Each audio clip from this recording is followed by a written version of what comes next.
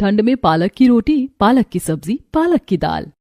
Radhika kitchen में आटे में पालक, नमक, अजवाइन और तेल डालकर आटा गूंथ रही है। वहीं गैस पर एक चूल्हे में पालक की दाल बन रही है तो दूसरे चूल्हे में पालक की सब्जी बन रही है। ठंडी हवाएं साए साए करती खिड़की से अंदर आती हैं। ओह, कितनी ज्यादा ठंड लग रही है। इस भयानक ठंड में तो मुझसे काम भी नहीं किया जा रहा। राधिका, ओ राधिका, खाना बनाया नहीं? खाना बनने में और कितना टाइम लगेगा? सभी को जोरों की भूख लगी है, थोड़ा जल्दी जल्दी हाथ चलाओ। भूख लगी है तो भूख लगे, मुझे क्या।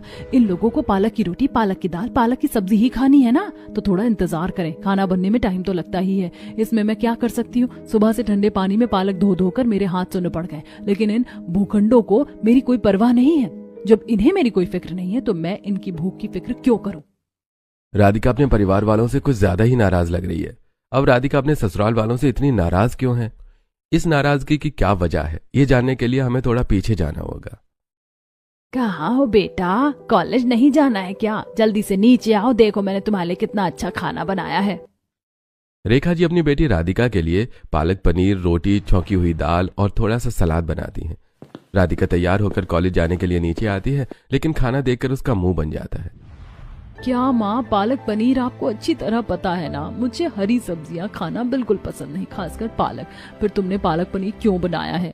राधिका, तुम्हें कितनी बार समझाना पड़ेगा कि तुम्हें हरी सब्जियां, हरे साग खाना चाहिए। तुम्हें पता भी है पालक में आयरन होता है जो हमारी बॉडी को स्ट्रांग बनाता है, खासकर इस ठंड में। इसीलिए राधिका, जरा नखरे मत करो और चुपचाप से खाना खा लो। ओह माँ, मैंने बोला ना मुझे पालक नहीं खानी है, मुझे पालक खाना बिल्कुल पसंद नहीं है। मुझे बहुत ठंड लग रही है, मैं जल्दी से कॉलेज जा रही हूँ वरना लेट हो जाऊंगी। ठीक है राधिका, दिखा ले नखरे, ससुराल जाएगी तो तेरे सारे नखरे निकल जाएंगे। तब तो तुझे वही खाना पड़ेगा जो तेरे ससुराल में बनेगा, तब तुझे मेरी बात समझ आएगी। नहीं माँ, ऐसा कुछ भी नहीं होगा, क्योंकि खाना तो मैं ही बनाऊंगी।